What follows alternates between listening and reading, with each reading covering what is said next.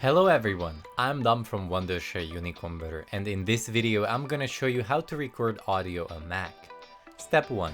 Open up the UniConverter. If you don't have it yet, download it for free using the link below. Step 2. Select the screen recorder either from the home page or from the Tools menu on the left side.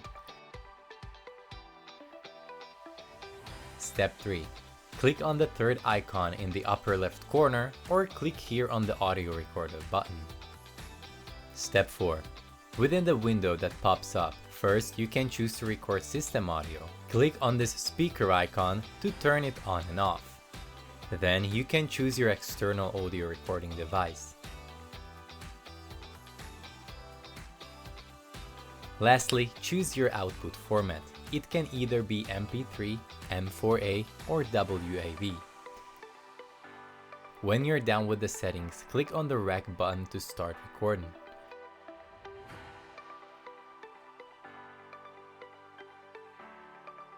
To stop the recording, click on the Stop button.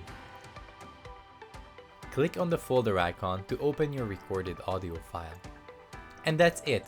Thanks for watching our tutorial videos. Don't forget to like the video and subscribe to our channel.